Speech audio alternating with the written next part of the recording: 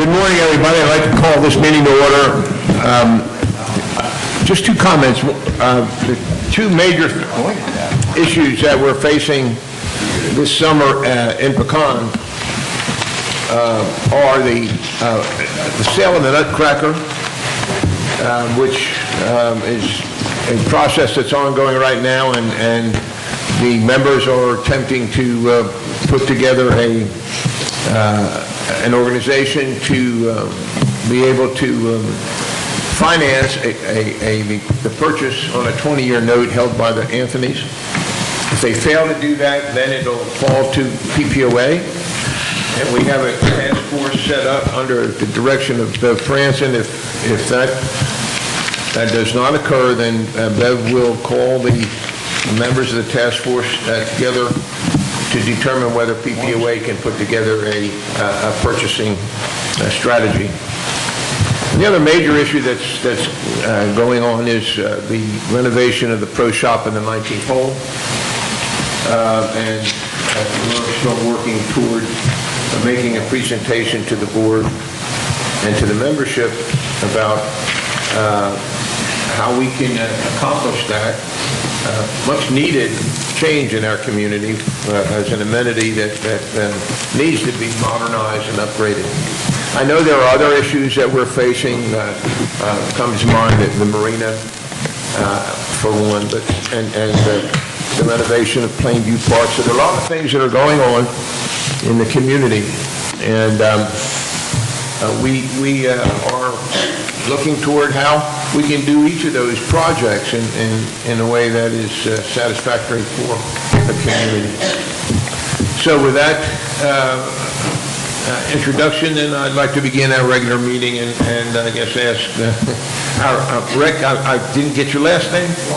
Rick Long is going to start with his report on bylaws that Bob Maurer is otherwise occupied. All right, thank you. The Bylaw Committee met at its scheduled time on the 15th of August. All the members were present. We were also privileged to have Doug Green there to present information to us. So a quorum was declared. The minutes of the July 11th meeting were discussed and approved as distributed. We had a DCR PL 1705001, Revision 1, that deals with the open meeting and the electronic voting for the board. Doug presented that document change request. It was unanimously approved by the Bylaw Committee to recommend to the board that they approve it. It was mentioned that it does comply with the Texas Property Code 209 and also with the wording that had been recommended by our attorney. We discussed a DCR for bylaw change 1708004, dealing with some changes to the nominating committee. We just received the document that morning, so we didn't have what we felt like was adequate time to discuss that. Plus, we knew that since it was a bylaw change, that would have to go for a membership vote in March, and so we felt like we had some time to seek clarification. Bob has done that with Vincent, and we understand better some of the reasons for the changes that were requested, and so we'll discuss that at the next meeting. That was the only business that we had remaining, and so the meeting was adjourned. Any questions? Or? Thank you. Any questions for Rick and bylaws committee? Seeing none, then thank you, Rick. And ACC, Jim Miller. Okay, we had our regular bi-monthly meeting, and it was pretty quiet. We only had one house. No, that's not right. We didn't have any houses. We had 11 miscellaneous. You'd be surprised at the amount of work that goes on out here that you don't ever see very much of. Fences, swimming pools, pergolas, everywhere. Somebody's building something all the time. Pardon? Fences? Fences, yeah, you've got one. Yeah, we're going to work at turning that down. Since the 1st of July, though, we've had a really, I think, good time span, we've had 12 new houses, applications made for and approved, and 20 miscellaneous reports of various types like we're talking about. The last meeting we had, no, the meeting before last, we meet twice a month. We had a request that is, usually these types of things create quite a bit of discussion, something this board has never had to deal with. You have the information in your packet. Patrick Klein has requested a variance to allow him to locate a house on a lot that violates the rule of the garage facing the street. The rule is that if you draw a straight line through the middle of the garage, if it intersects the side lot, the next property, before it crosses or touches the street, it's okay. If it does not, then it's not okay. This one, by that rule, is not okay. Two things are first, let me say, we as a board took all the information, as an ACC, took all the information and determined that we would recommend to the board that the board approve this variance. Several reasons. One, the lot is huge, and to move the house back on the lot far enough that it does not cross the line like rule says would totally disrupt the appearance of the neighborhood. Number one. Number two, next door to him is a garage door that faces the street. That was one that we had a lot of discussion about several years ago. It was not made plain on the drawings that were submitted to the ACC to the extent that we even caught it. We approved it, and they started building it, and when a neighbor across the street decided that wasn't a good thing, called it to everybody's attention, and it was pretty divisive for quite a while. All of the neighbors around him, around Mr. Klein, have all signed letters saying they have no objection to this. They feel it would be a good thing for the neighborhood. If you move the house back on the lot far enough that that didn't happen, it would not leave enough room to build an acceptable hangar behind it, even though it's a huge lot. If you go over and look at it, it looks more like a ranch than a house. It's a big lot. Murfield and Air Park is the location. What is it? What's the address? Pardon? What is the address? 6222, 9622 Murfield. It's the corner lot. If you come down Air Park or Murfield, it's the lot on the corner there. We feel that everything involved in this would justify the granting of an exception to the rules and to allow him to build a house and locate it in such a way that it does violate that rule. It's a big house. I don't remember the square feet, but it's a big house. It's typical for that part of the air park, and we recommend that the board grant the variance. Thank you. Jim, is it a requirement for the board to pass those variances? I thought your committee was responsible for... No, we cannot grant variances. We make So it comes to the board? We make recommendations to the board. Okay. And the board then makes a decision based on the information that they have. And you have in your packets Mary, isn't that right? All of the, oh, I'm sorry. Anyway, Yeah, we don't have that, but can we expect to see that at our board meeting on the 7th of September then? at the airport meeting, I don't know why it would come up there. Oh, Board of Directors meeting, I'm sorry. My hearing aids are not working. You will be asked to make a decision as soon as is reasonable, and they're ready to start on the construction as soon as this is cleared up.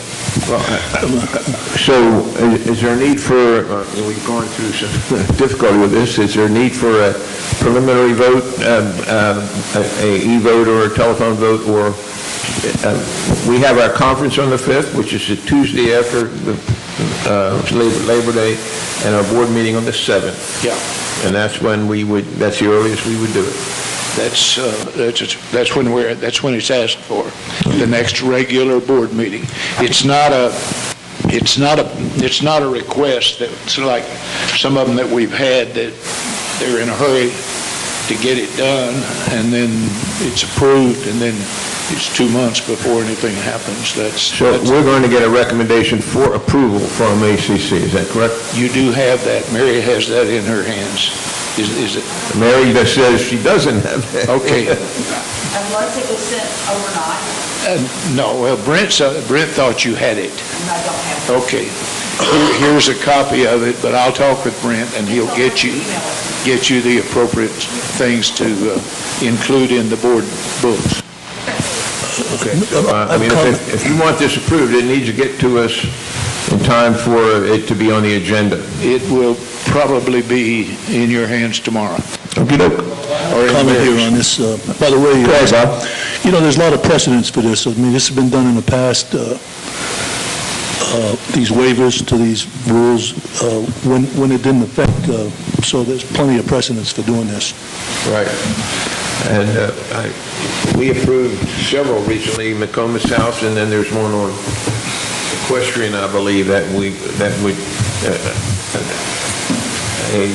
I think a garage door would face, because it's on a corner lot, then it would face the street, but not the address Yeah, street. they want to locate the house turned at a 45-degree angle so that it faces the intersection, based on the fact that it appears that would be a pleasing way for that to be located.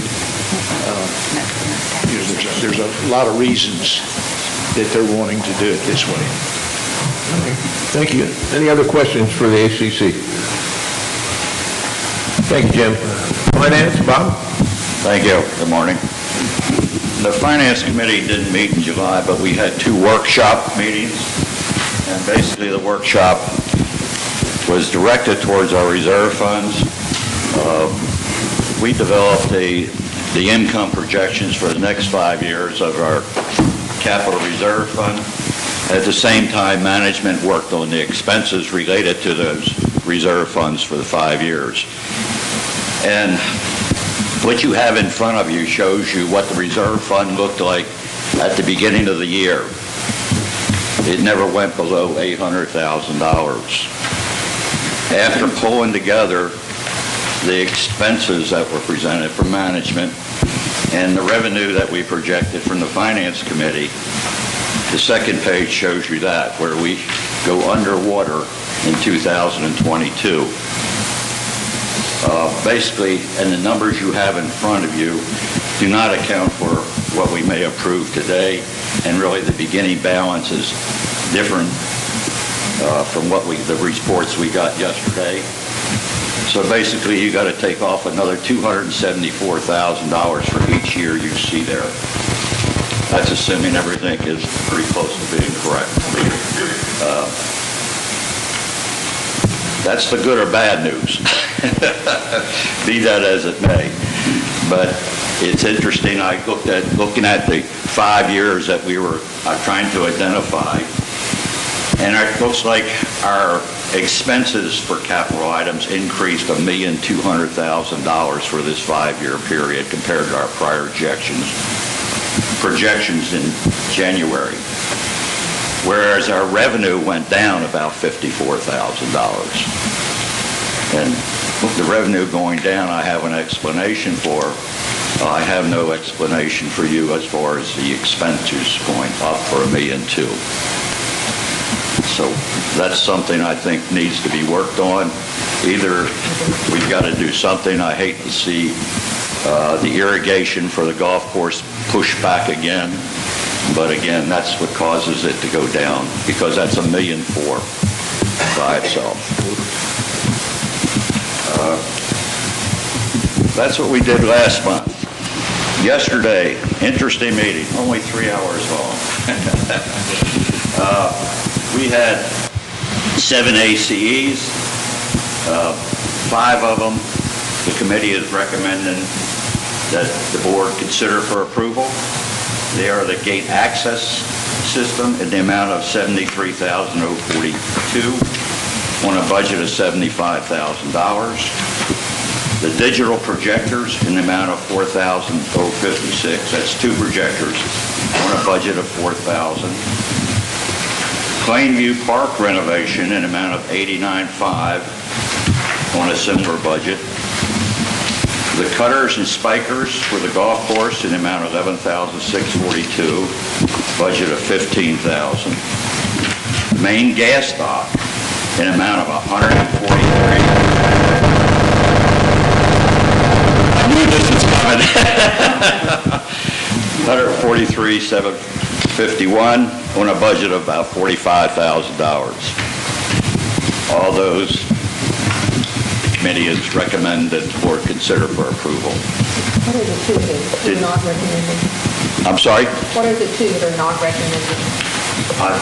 Are they the pack and the tables and grills for the campground, and those are 2 that you didn't? I'm getting to that. Oh, okay.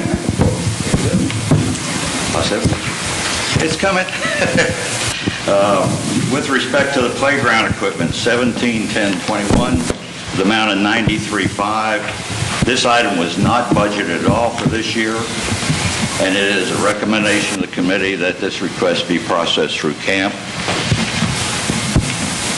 The campground tables and grills, 17-10-22, an amount of $25,253 on a budget of $12,000, was tabled for next month for additional information. Yeah, I'd like to talk about the PAC playground, if we could, for just a minute. It's our contention that this is a replacement of a current asset, and so that's why we didn't send it through the camp process. And much like some of the other ones that were approved that did not go through the camp, like the gate access system, were, I guess, a little confused why the PAC playground, when we had money aside budgeted for next year, although it wasn't enough, it did not get approved. But the gas dock, which came in substantially above the budget, did get approved, and that did not go through the camp process. So there's some confusion, and that's why management did not fill out the camp form. You want me to respond? Sure. I can respond for myself, not totally for the committee. But as far as the main dock, that basically has been sitting out there for some time. And it was a budgeted item. It was originally approved in 2016 for $43,000 some odd dollars. And then the contractor bailed on us. And then to move ahead with it, basically, when we were presented with that $43,000, that was tabled, again, or approved, excuse me, and it was the understanding that we would also get a price at the same time for the fuel pumps. So, in addition, we budgeted another $15,000 for the fuel pumps, and that come in over $50,000. But since we had so much committed to this project, basically the committee felt that it was a worthwhile project to pursue. I don't know if that explains it enough for you or not. I can't speak to the minds of the members that voted for it. But that's my understanding. As far as the playground equipment, that was not a budgeted item this year. It was not on a budget, so you're inflating the budget again this year. And I don't know what else would be pushed back to subsequent years. And it was my understanding, and another person's understanding, that and again, go back to the main gas dock, that was started before the camp project started, was approved. So that came before the camp project. As far as the playground equipment, it was not budgeted. Yes, there is money out there for playground equipment in 2018 of $56,000. But based on my understanding, that anything that exceeded what was out there on the planned assets, which this is not a planned asset, as I read it, it says, what it says in the asset is for equipment. And this is refurbishing the bed of the playground. And basically, to me, that $56,000 sitting out there was for equipment, not the bed. Now, if we...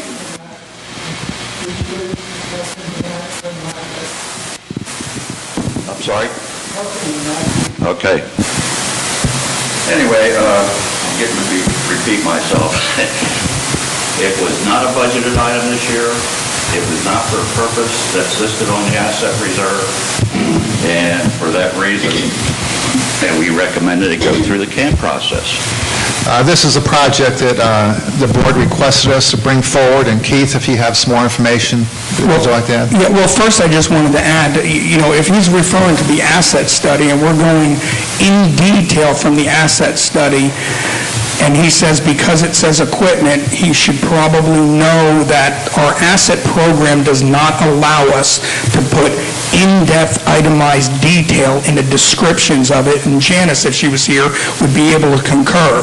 When he said it's not for the bed, when it says playground equipment, that includes the whole area and a lot of stuff that we end up doing. So, you list like whether it's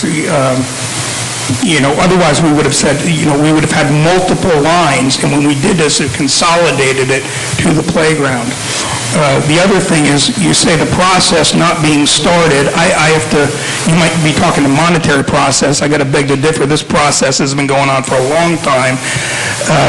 We have a known safety issue that we've been trying to get through for a long time, and in fact, in the fall of 2016, I contracted with a company to look at the park and give us an idea of what we're dealing with or what they'd recommend to do. And that happened after the budgeted process. So I had planned on 2018 to go forward with the information after sharing with the committee what would be the recommendation we do for the parks. And then in light with complaints, everybody knows, we had a meeting with the board. The board asked us to look at it now. I was asked to bring it forward, so we're bringing it forward. So, unless there's questions about the actual project. I know some people are saying it's replacement of equipment, but it came from finding from that the playground, a certified playground inspector. Our number one issue that we have at all our parks is the lack of the safety surfacing. That is the number one thing that we face. So we approached it as, you know what, this is the number one thing. We're not going to, lipstick and rouge and change a few pieces of equipment and stay with the thing that, is the most dangerous, that I have a report saying it's the most dangerous. We recommended going forward with the safety surfacing now that would require minimal maintenance over the long haul and would be easily adaptable later on should we decide to change the equipment. Furthermore, the playground parks down at the rivers, those is a totally different issue because it's in a floodplain and a lot of the equipment itself is also out of compliance. So what we decided, the park that was in the best condition is the Pack Playground Park. It's centrally located, and it's yet to be determined, do we rebuild that park or what we tend to do with the other parks down by the river. So I'm here to answer any questions, and we'll put the camp process if that's the way they want it, but... Well, And, the Long Range Planning Committee will again talk about this. When a process was put in place through Long Range Planning several years ago, it dealt with new amenities. That process was modified when there were two things brought to budget. One was Plainview Park, and the other one was, what was the other one that came the same time as Plainview Park? I can't remember. Right, I'll think of it here in a minute. But the reason I'm bringing that up is that's when the process was modified to include modifications to existing facilities. And it was changed from amenities to assets. That process does not involve a dollar amount. It is not tied to a dollar amount. We talked about that as part of our process development. Should it be tied to anything over X amount of dollars? And it was decided by the committee not to tie it to a dollar amount because there are many examples of things that are over budget that would not go through that. Some of them include Michael Underwood. A lot of his equipment has increased in terms of cost since they were put in the capital asset fund. Just because it doubles in cost does not mean that it becomes a camp. So we need to go back as a committee, Long Range Planning Committee, and really take a look at what should go through that process. I personally don't think that it is tied to a dollar amount. And I think it's something is in the capital asset reserve fund that it already has a placeholder for it. That the camp process is not designed to become a place to take care of things that have to be modified because of price, or to get a number assigned to that asset. So we will talk about it and come back with a recommendation to committees. The last thing we want to have our committees doing, because you're working very, very hard, is to be confused about what is a camp and what is not a camp.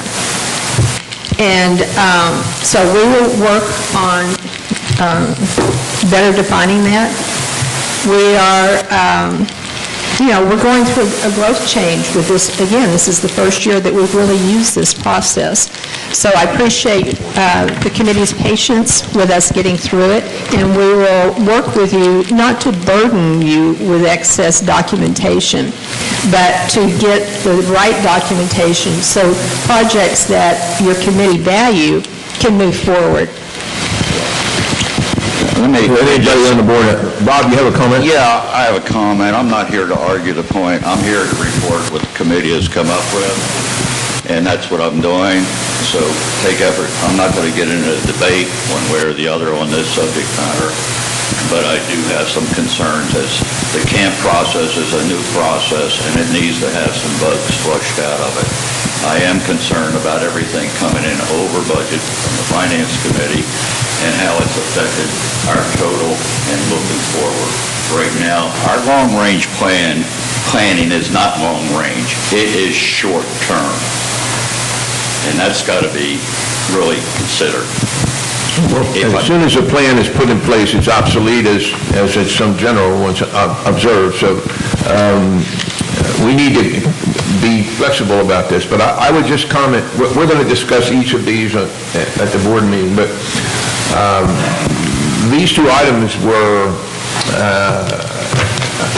noted by the membership as something we ought to take care of. And so there are issues of safety in some instances. So we really need to look at them perhaps in a different way. I would ask, though, the budget process is ready to begin for next year. If this was put on the 2018 schedule, how long a delay would it actually be? If we approve this, when we approve the budget this fall, how long a delay would it be to get this moved forward? But these are important items, and we will discuss them at our board conference and hopefully come up with a solution and appreciate your recommendations. Well, Mr. Kamen, in my if I could add one thing, please, while we're still on this subject? Yeah. I cannot tell you, I guess I should have made note of the number of times mothers, grandmothers, grandfathers, fathers came into the PAC and said, the gravel playground service is a danger. It's a danger to us. It's a danger to the children. You need to look into fixing that. That is why we included it, and the cost is the cost.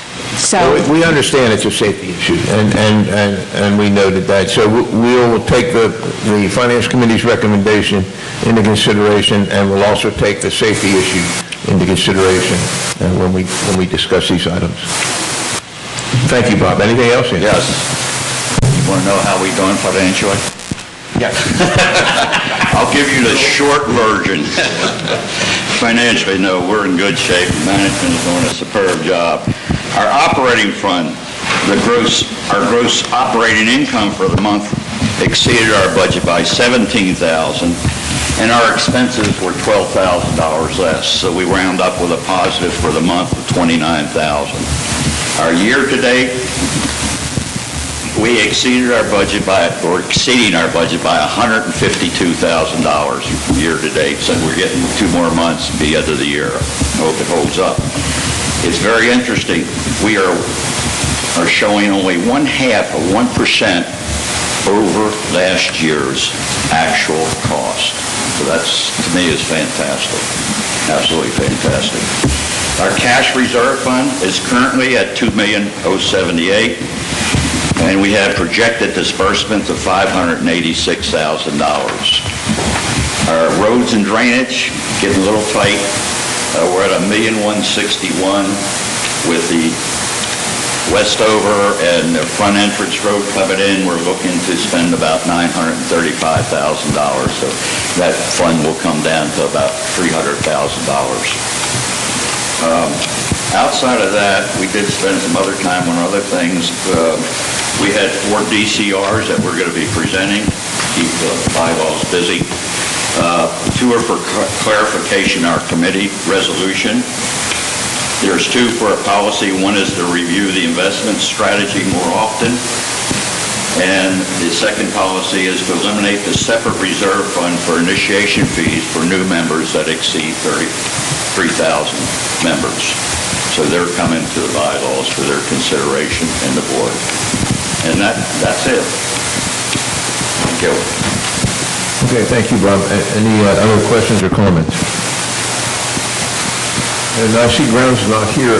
Infrastructure, I'm sorry. Oh, that's not right. Okay, long-range planning. Never mind, Eric. We met on August 14th at our regular scheduled meeting. All members were present except for Keith Brown, who was out of town, and Michael was also on vacation. We looked at a number of camp documents. One of the things that I tasked the Long-Range Planning Committee members with was to get together with committees and talk about what their short and long-term visions and needs were going to be. And the committee's done an excellent job doing that, but it's also created a lot of paperwork for a lot of people. But that's also part of the process as well. But there's a number of documents that have been submitted vis-a-vis the camp process that are not camp. They don't belong in as a camp. And some examples of the ones that we're not going to follow through as a camp are there were some that were submitted by House Food and Beverage. One is for the second floor restroom renovations. That's not a camp because it's part of the capital asset reserve budget for this coming year, and so it is not going to be a camp. Another one that was submitted by that committee is the Magnolia and Bluebonnet room, the dividing wall being removed so that room can be expanded for other use and put up with a door similar to what we have here so that it can be separated again. Again, that's part of the budget that we will be considering, so that's not going to be a camp. And the renovation of the Lago Vista Teen Room, that won't be a camp project. That will be a project that the Food and Beverage Committee in-house will undertake on their own to do some renovation, and we'll do that in-house. There are a number of camp documents that we will be considering and sending through. Several of these will require member approval, so they will become ballot issues for members to approve, and some will be on our March ballot. Some will be on future ballots. One of the things that Bob alluded to, and one of the things that we're going to be talking about from a long-range planning, is that a lot of these committees want them to happen very quickly in 2018 and 2019 and 2020. And the cost to do some of these projects that are being submitted, the members would have to approve that cost, and they would have to approve a dues increase to pay for these things. So we have to think about a phase-in approach to our dues so that we aren't asking members to pay for everything all at once, but rather than that, look at a phase-in approach so that members know in 2020 that their dues will be X amount of dollars, and that money will go to X project. So that's what we're working on right now, and hope to have that to the board this coming month, so that we can also use that as part of our long-term budgeting process. Thank you. Thank you, Bev. Let's go on to our membership committees. Membership first, Connie and Dennis. We'll go backwards this time.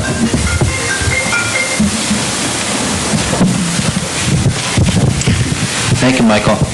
Our report basically is for the last 3 meetings for our new members orientation.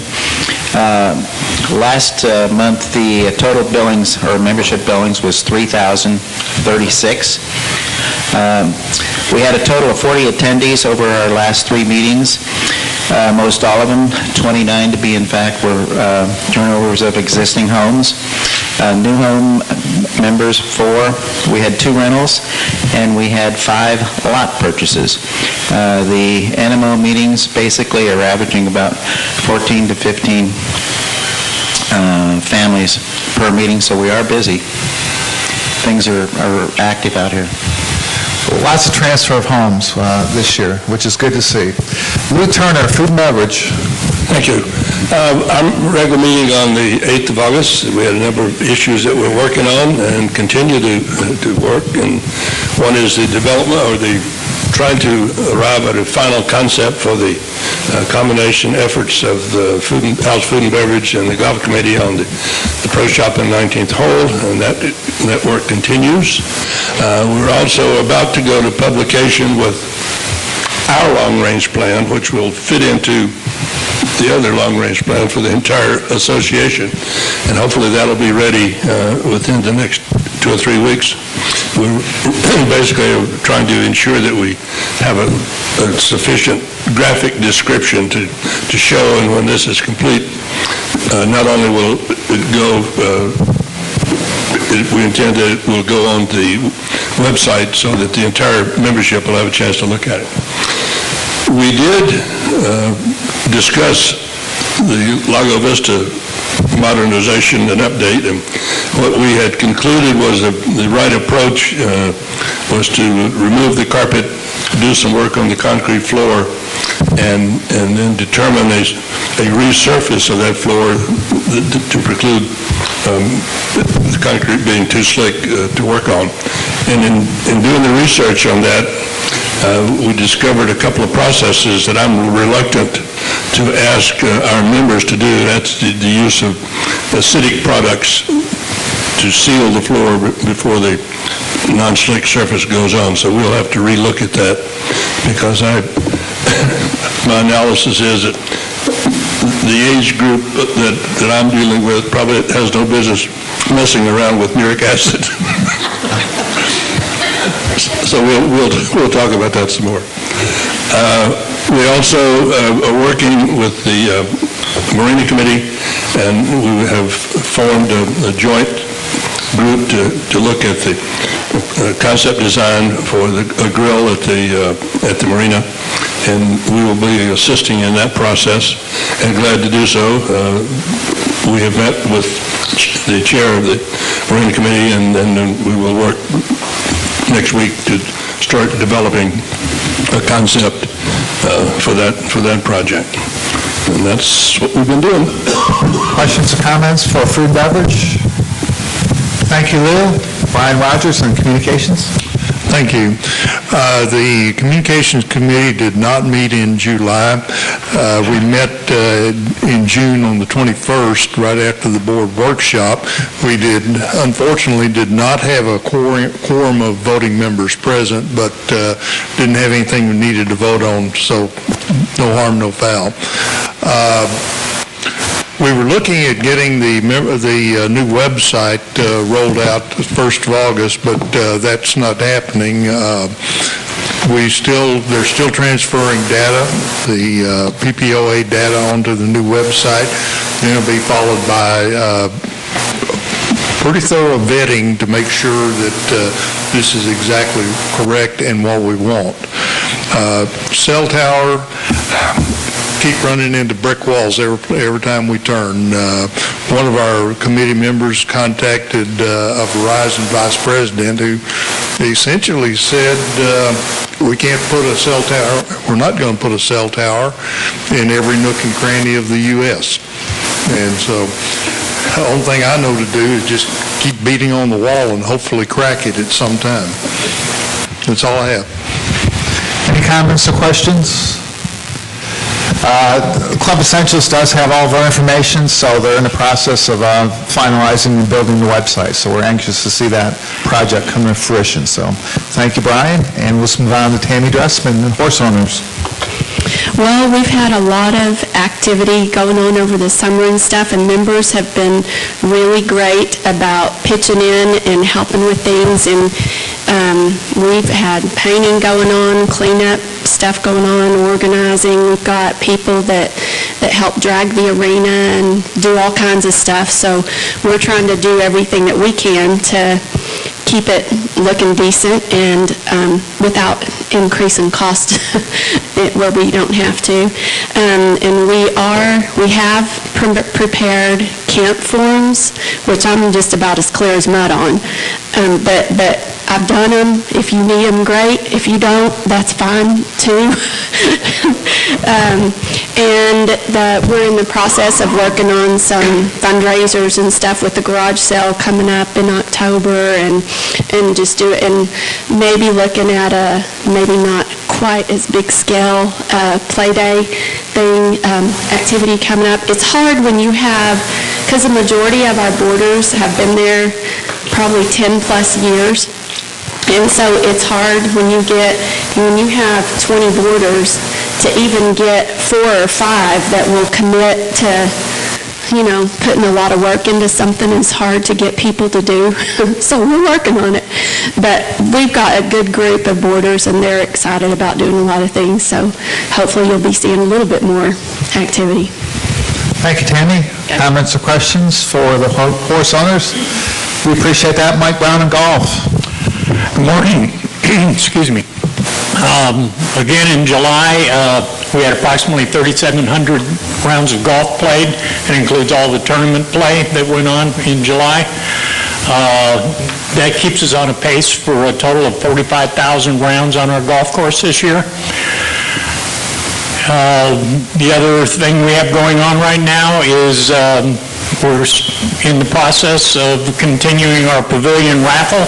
It's going very well. We've sold somewhere close to 500 tickets at an average cost of $20 a ticket. So fundraising to build the pavilion down here is coming to fruition. We will also be having the Pavilion Golf Tournament on the 30th of September at 8:30 in the morning. It's $50 per person, and it should appear on 4 tees here shortly, and you can sign up there. The raffle drawing, and we have some great prizes that I'll give out.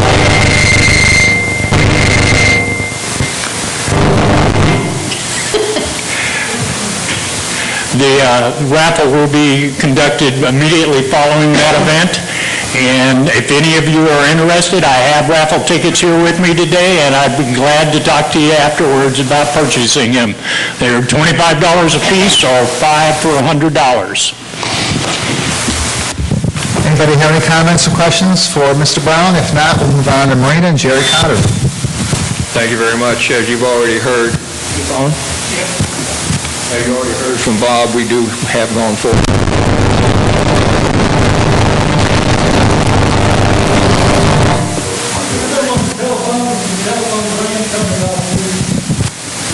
Is that what that is?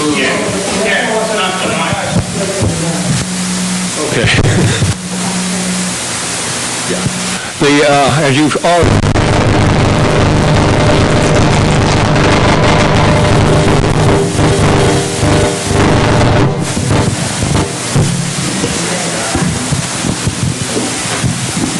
All right, we'll try one more time here. Can you hear me all right? Okay, good. Bob has already talked about the dock and gas pump project at the marina. We know we're going forward with that, and we look forward to the board response. And as Lou said, we're working together with that, with the Food and Beverage Committee on the plans for the grill at the dock at the marina as well. The other big thing that we're working on right now is also a review of all the boat slip rental agreements and what we need to do to change and amend those, and also look at the pricing as we have down there and going forward at that point. I also like to take time to thank Daniel for the work he's done on all this stuff that we've got going on, and I really appreciate those efforts. That's all we have. Comments or questions for the Marina? Thank you very much, Jerry. Brenda Palmer, Entertainment and Sports and Rec. Aloha, everyone.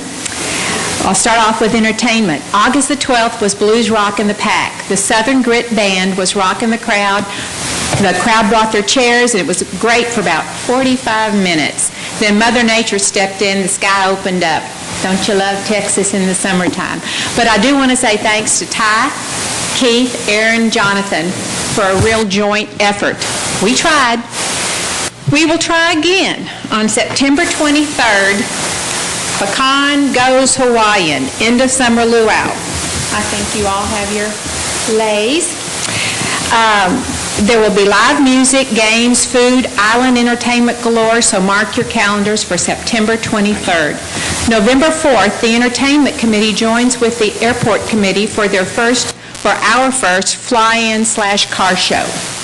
What a combination, unique autos and airplanes, definitely something for everyone. November 8th will be our annual Veterans Day celebration. That's it for entertainment, but do check the columns for more information. Now for sports and rec. Archery Airgun hosted Wet Vets on August the 11th. That is their once-a-month event with approximately 15 people in attendance. They just started their 3D target open shoot, and the next one is scheduled for the third Saturday and Sunday of each month. Not necessary to register, just come on down. June's archery camp had 21 campers. July's airgun camp had 15. The new fans and shooting cover were greatly appreciated. Cooled things down just a little. July 15th was the statewide airgun tournament. There were 16 shooters, and the next shoot will be September the 9th. Pickleball. Miles Broughton, president of the Pecan Pickleball Association, has prepared a camp form for the proposed outdoor pickleball court, and it should be in-house. Tennis, this Friday, August the 25th, PPTA will be hosting their Margarita Madness. Tom Schmiersall, president of PPTA, has completed the camp form for the proposed 7 tennis court. A camp form has also been turned in for the proposed improvements to the existing tennis center. So see, we are doing camp forms right and left. Campground. The committee discussed the need to review the campground rules and regulations. Updates have been reviewed and approved by our committee and given to management for their review. Several SNR members, along with Keith Casterland and Daniel Van Patten, met at the campground to review the campsites and roads to discuss improvements needed there. This is something we are willing to work on ourselves if at all possible, along with Daniel's group. A new camp host program was discussed in depth due to the problems experienced during holidays and high-volume weekends. Volunteers from the RV Club have agreed to act as camp hosts on an as-needed basis. And if you don't understand what that means, they will be down at the campground through the weekend. There will be a sign posted outside their RV that says camp host. If anybody has a question, if anybody has a problem, if any issues come up, there will be someone on site that can at least address them and get the proper people to take care of them. Okay, community gardens, a camp form has been submitted to long-range planning for that. PAC, summer drive-in movies were a big hit. Thank you, Keith. The Missoula Children's Theater was a big success. There were 35 kids and the best group of directors we've had to date. Can't wait to see what they have for next year.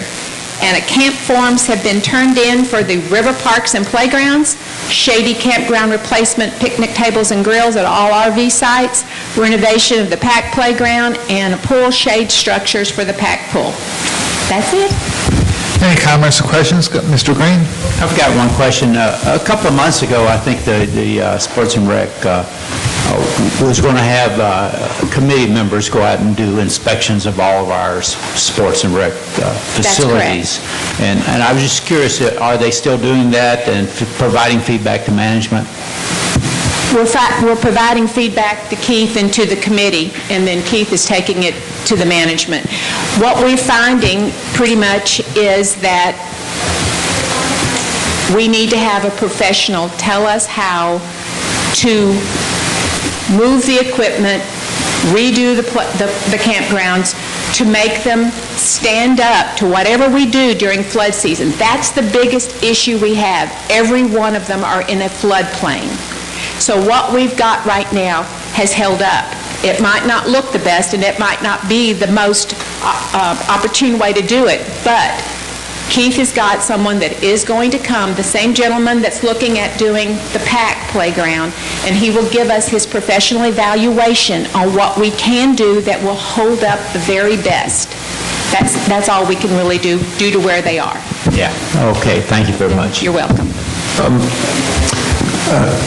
We have those, let me interrupt the process. Okay. We have ACEs before us that we're going to discuss at our board meeting, and they originate in detail from the managers. You have the playground requests, those two that have been one tabled and I guess one postponed. Can you be specific about the request and why we should approve them or move them forward? Okay, as I said earlier, the one that's in there for the PAC playground was initiated by members. Members had issues with the existing PAC playground. Started out with the gravel, then there was an issue with a slide that we did get fixed. The main thing that what we gave you in a PAC form, what we're asking for on the ACE, is to take out all that gravel, get rid of it, put in a very safe surface that if a child falls, if another person falls, it's more cushioned, it's more balanced, and it's easier to keep clean. It will last longer. It's the best thing we can come up with right now. Some people likened it to the Acton Baptist Church, same playground that they've got there that everybody's raving about. It is the safest surface we can come up with for our children. Okay, that's that one. The second one was the tables and grills at the campground. That campground area, and it is one of my pet peeves, is in terrible condition. It needs to be renovated. It's needed it for a long time. We've been talking about it for a long time. Keith came up with a wonderful idea.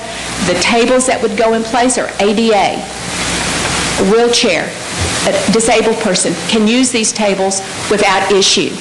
The grills are double lined, so you're not going to just bump up to it and burn yourself. They have the top part of it goes this way, so you can use it as a fire pit as well as a grill.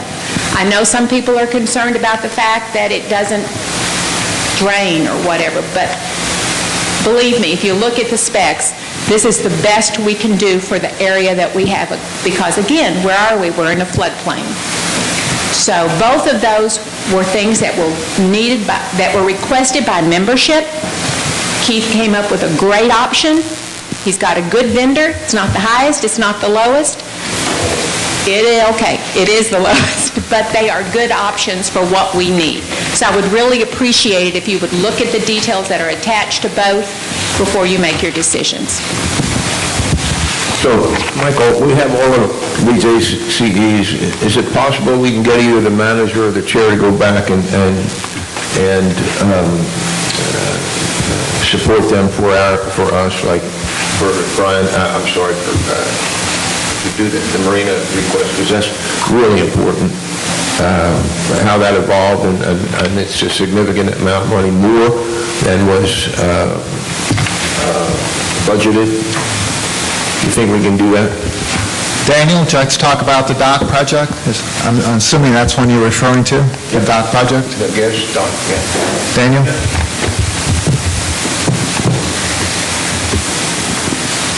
The main issue, well, I guess we can start from the beginning with the dock. We went out to bid to replace a section of the dock that has decayed pilings under it with a floating section, with a floating dock, and to get the gas pump out there so the gas would be accessible to folks no matter the lake level. We found a contractor that was willing to salvage the existing surface of the dock that is getting removed and incorporate that into the new dock where the gas pump would sit. The only actual new piece of dock would have been where the gas pump itself was sitting. All the rest of it would have been used.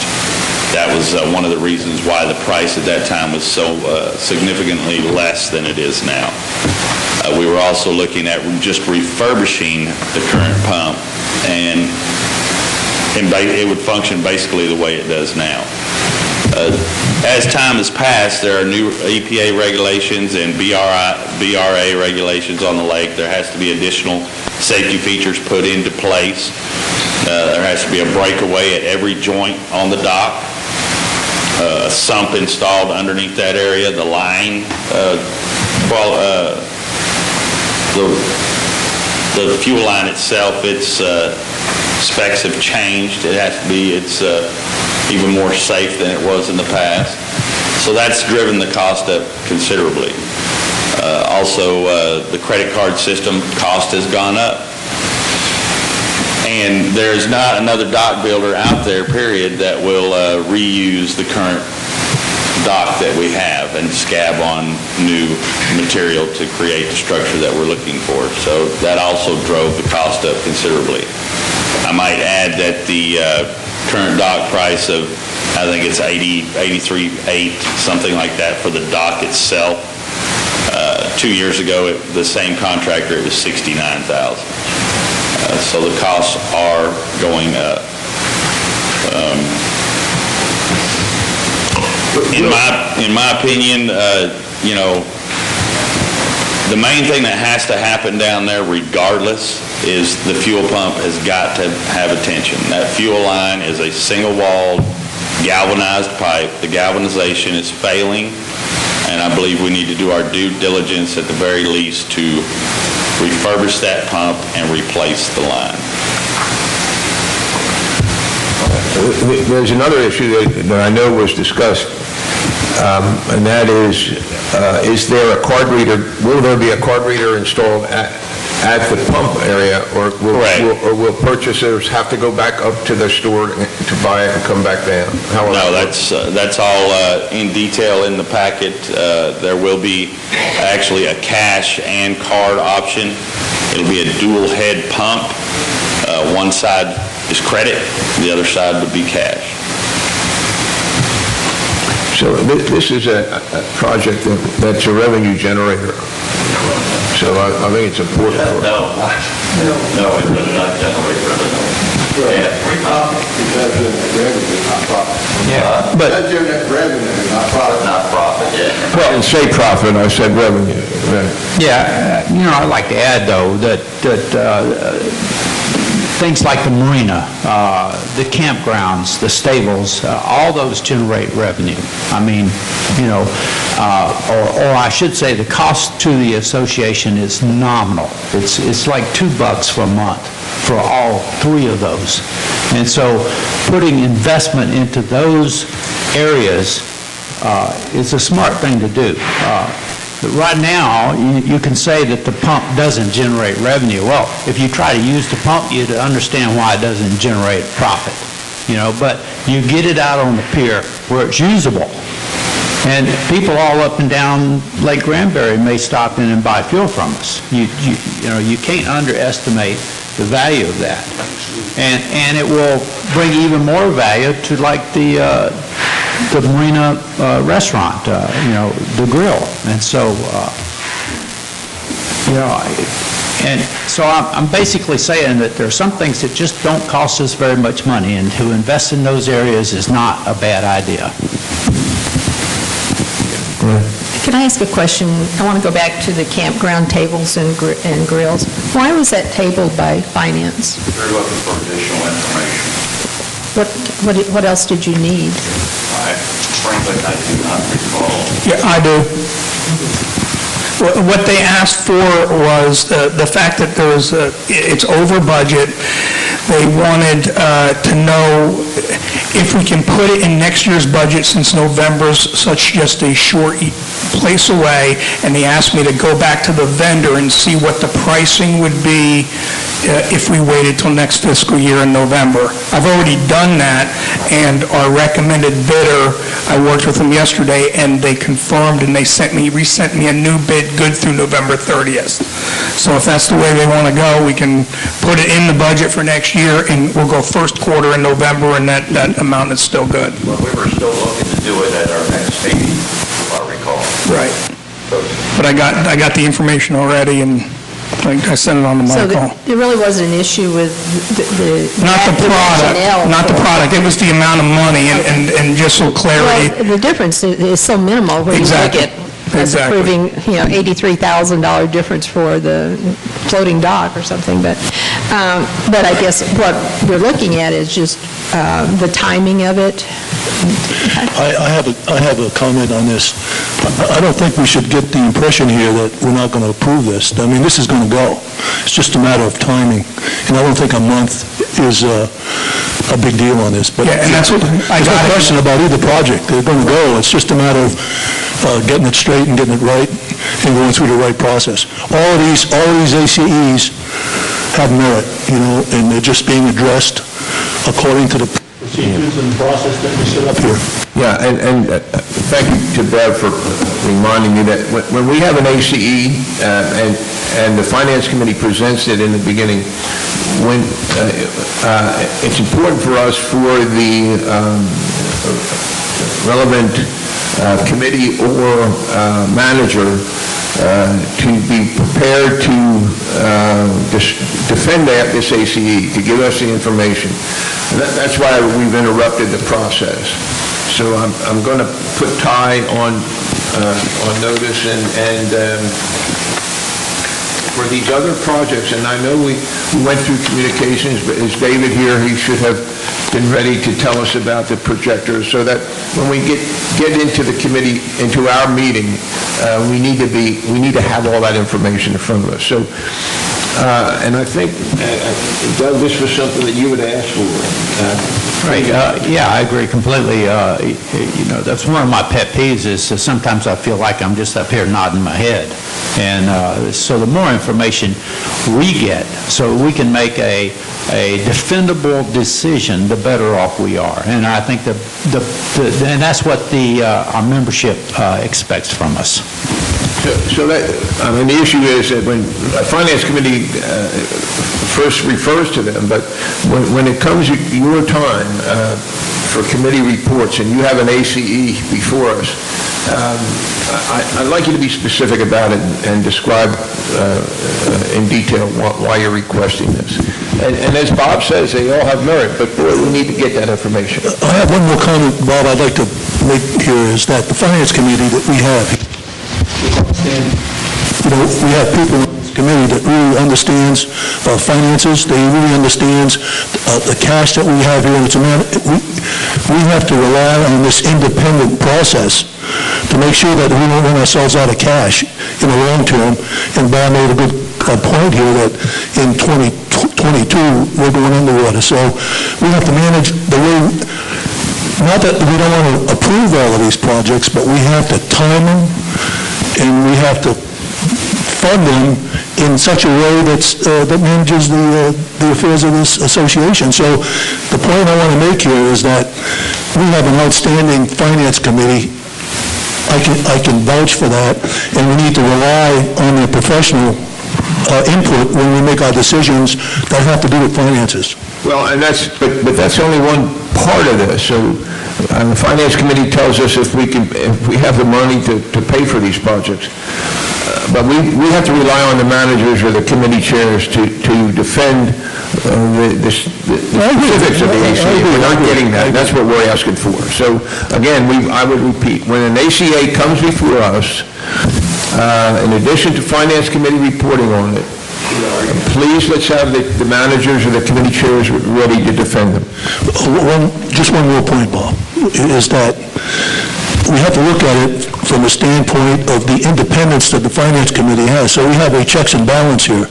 Yes, we listen to the managers, they're going to make the proposals, they're the guys that are running it, but we have to have an independent look at these things and look at it objectively, and I think we're doing that.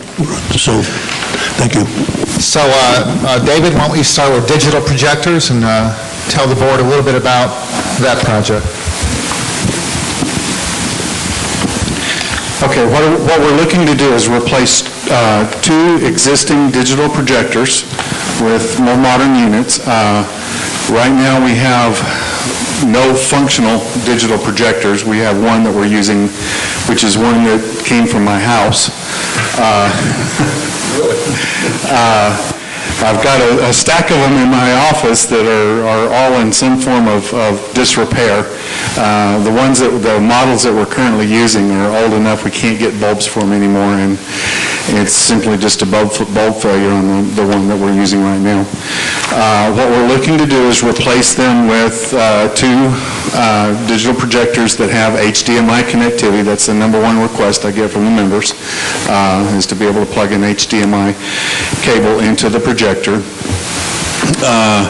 We shopped quite a number of different models. The one that we settled on is the Panasonic that we settled on. It's not the high end and it's not the low end. It's mid-range, but it does satisfy all of our requirements as far as member use.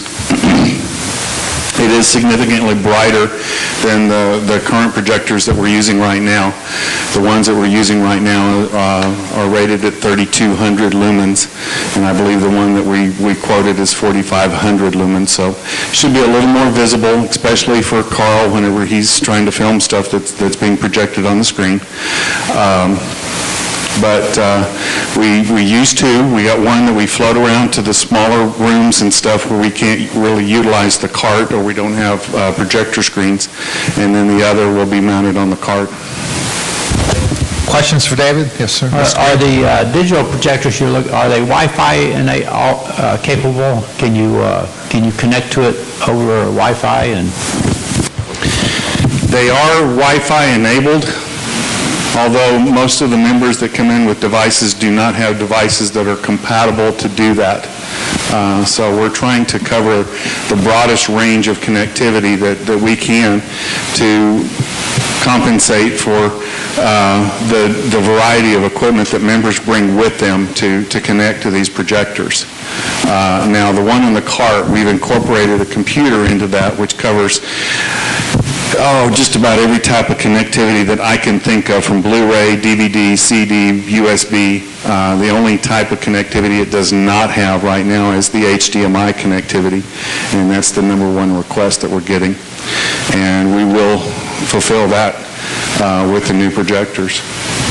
I was just, Excuse me. yeah, I mean, my television at home, I can just connect on my iPhone to my television and shoot stuff right to it and display it, and it's a very nice, handy feature to have. With the proper software. I can with my phone, but some of the older phones you can't.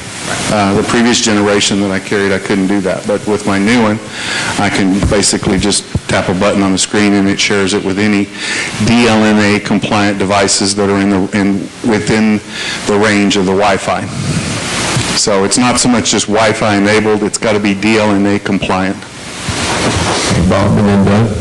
Yeah, just two questions. Number one, will that have the widescreen capability? Yes, everything is pretty much widescreen nowadays.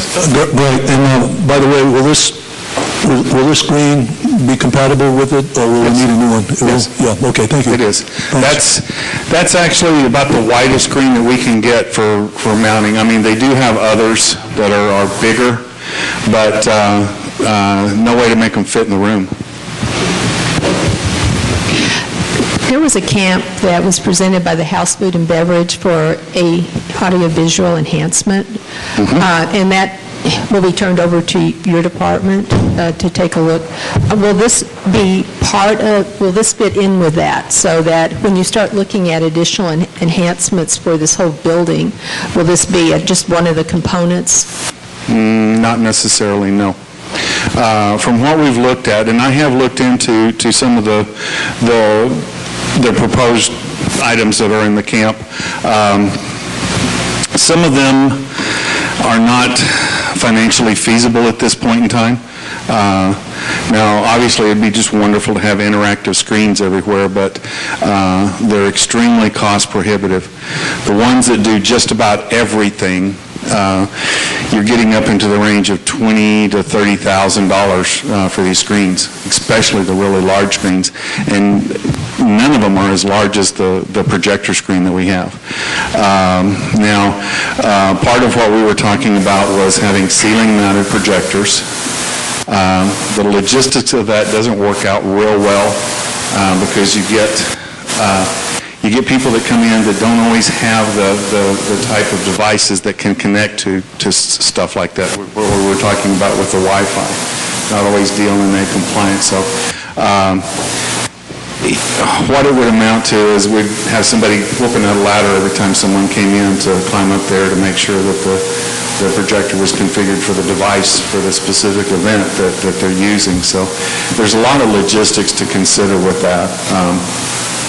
And you can't really run wires and put wall connectivity in for all instances. I had a couple that was in here yesterday that wants to video hands. And I know this sounds weird, but this is for a newcomers meeting. And they've got a couple that's going to weave gourds. And that presents issues that, where we have to hook an external camera up to stuff like that. So, David, let me interrupt. One of the issues that House Food and Beverage is dealing with is that we're losing business because when companies are looking for places to hold retreats, our equipment is not up to modern expectations, so when they want to do presentations, our capacity is not capable of doing that. And so that, I think, is what Beverly was talking about. Are we moving forward? This is a nominal cost to us, but... I have two instances that you're referring to. One of them was a revolver group that was meeting up in the conference room, and they were complaining about our antiquated phone system, which we're in the process of changing that right now. The other one was a group that was wanting to meet where we had multiple people that were wanting to Skype or do conference connectivity all at the same time, which was exceeding the capacity of our internet connection, which we have since alleviated that. We recently upgraded the Wi-Fi connection from a 6 meg connection to a 100 meg connection, so we should not have issues. That's the largest biggest, baddest internet connection that we can get at this point in time. So we have addressed that issue as well. Outside of that, I don't think we've ever crossed a bridge that we have not been able to accommodate a group for what they were wanting to do. We even accommodated the Chamber of Commerce group that was wanting to run horse races throughout the club, and we did that as well. Well, I know there is one group, because I asked them to come and consider us for their retreats, and they said the food and the rooms were fine, but our IT resources were not, so they're not going to consider us. I just want us to be as modern as we need to be if we have these rooms that are not filled during the week, we should be marketing them to companies that could come out here, and if they don't come because we don't have the right kind of equipment, then we need to address that. That I understand, but we also have to be able to accommodate our membership as well, and have technology that is compatible with what they're wanting to do. And I'm all for improving the technology around here, but we're really not that antiquated. We've got state-of-the-art on most everything that we're doing. Now, there are some issues that we can address, like our microphone system. I mean, this is the noise that we were hearing, actually, I think was probably lightning. I went outside and we did have some rain and storms going on, but that's wireless communications. It's going to happen no matter what. And we've got just about every type of filter known to man on our microphone system, but outside of stepping backward going to wired mics, there's really no resolution for it. But we've got good technology here. Now, I do know that De Cordova utilizes like ceiling-mounted projectors, but I've talked to them about their use of that, and they find it troublesome. They would rather, actually, they wanted me to build them a cart to move around from room to room like we're using here, because they weren't really happy with the ceiling-mounted projectors, mainly because of the issues that we're talking about of incompatibility with equipment that guests bring in. But if there's ever an issue where we're not technologically advanced, I'd like to know about it, because we'd like to address that. But that was the only two issues that I was aware of, and we were able to accommodate those.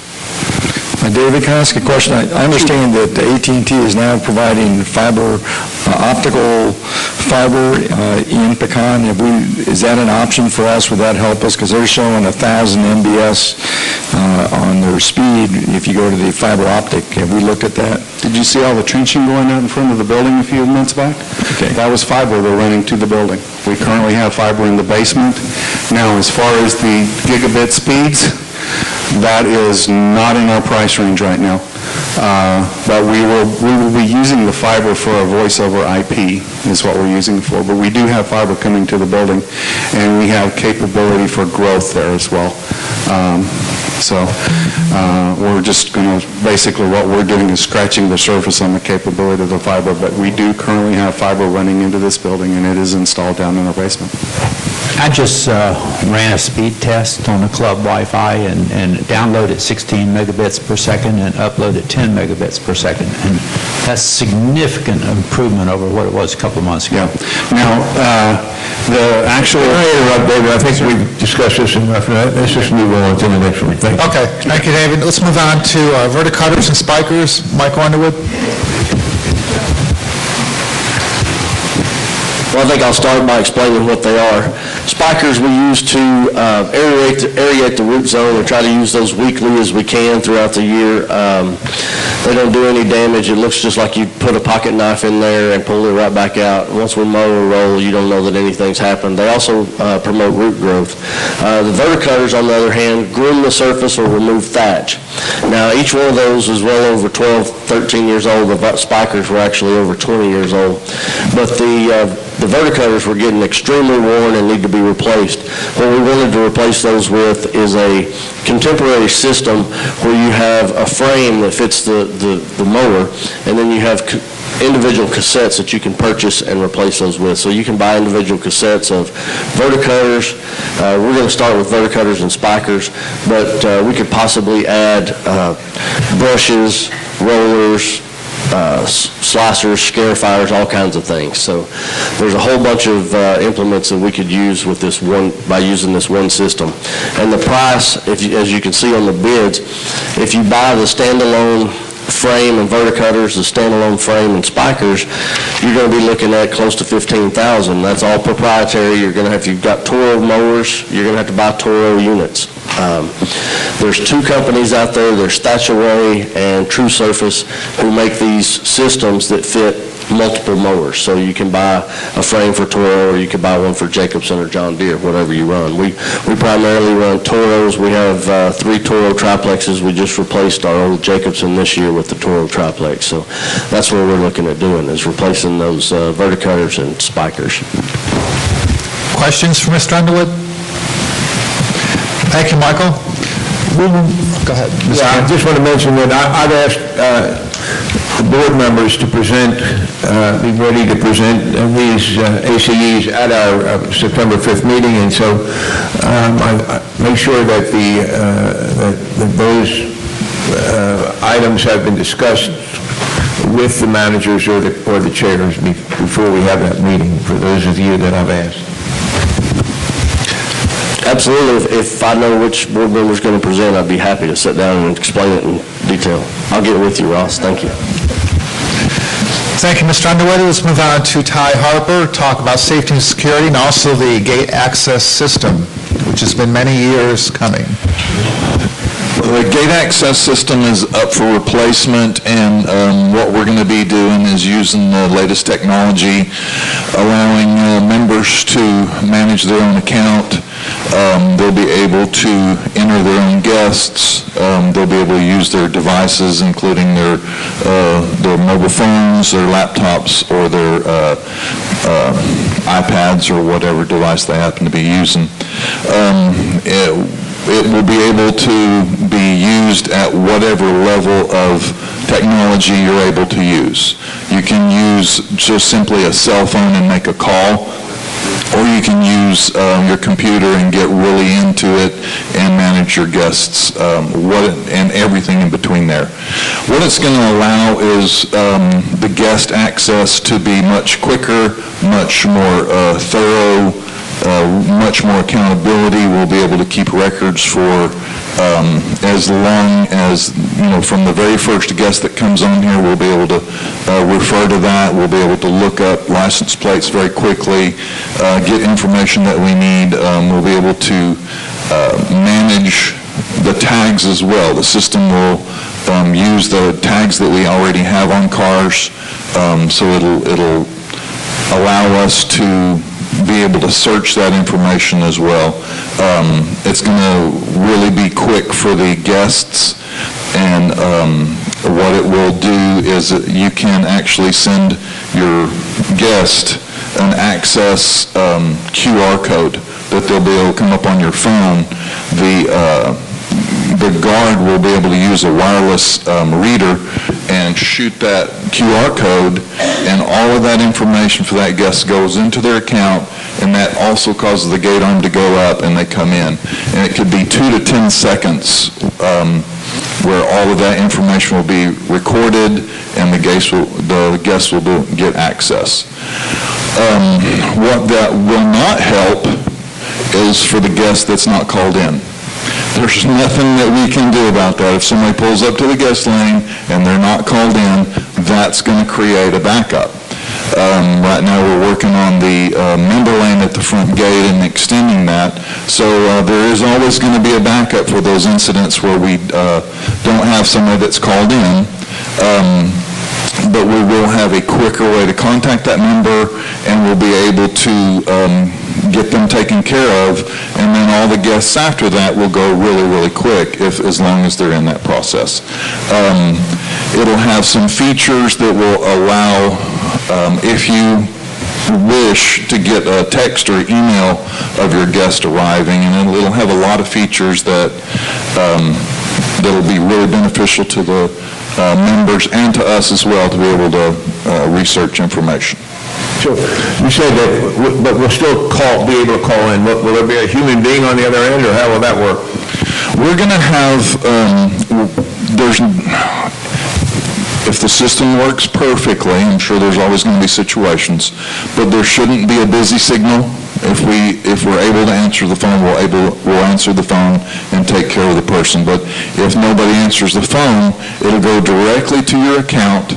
You can leave a message on your account, and that way there's not going to be any of these missed calls where when the guest arrives and we know who they're going to see, we can pull up that account and that message will be on the account.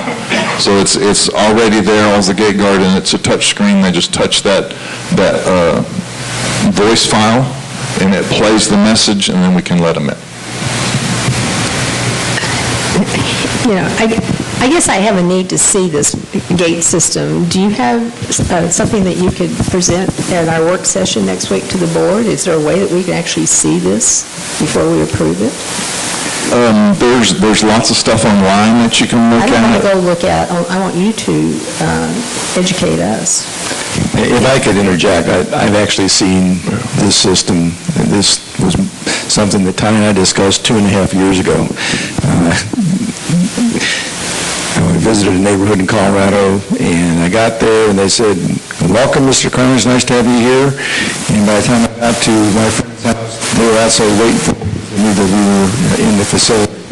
And we can show demonstrations, I think, but this is something our members have been asking for.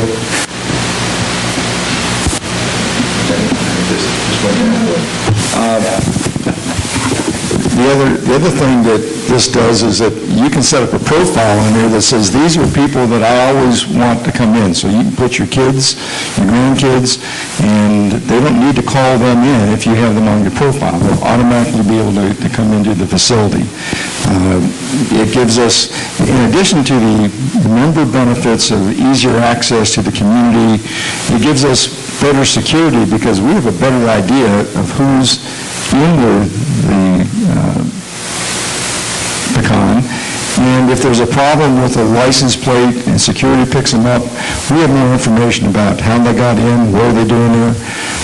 There are a lot of features of this system that will be benefit to the members.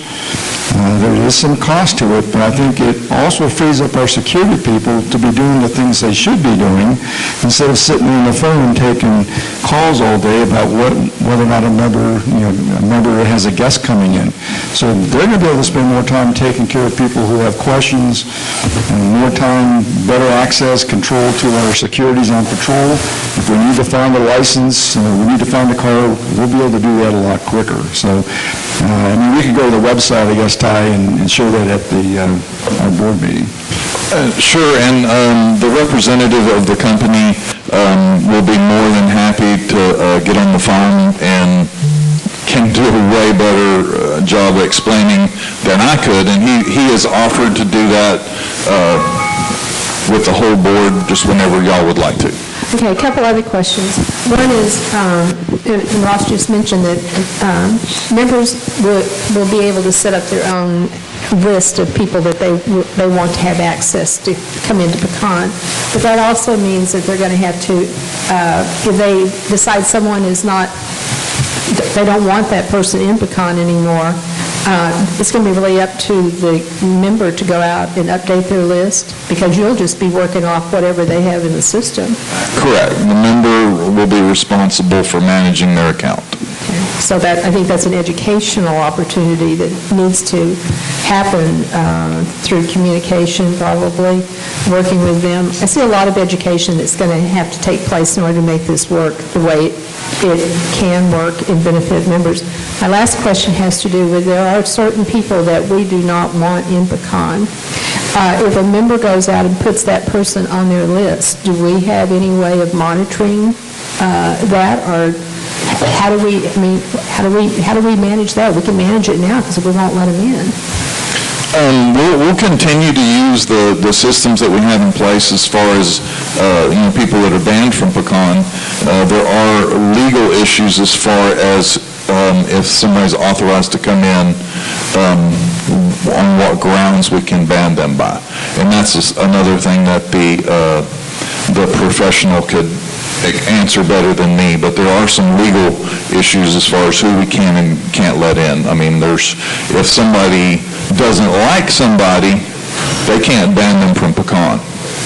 If there's legal grounds, then there's some things that we can do about it. So, we can't ban somebody from Pecan just because they don't like a particular individual.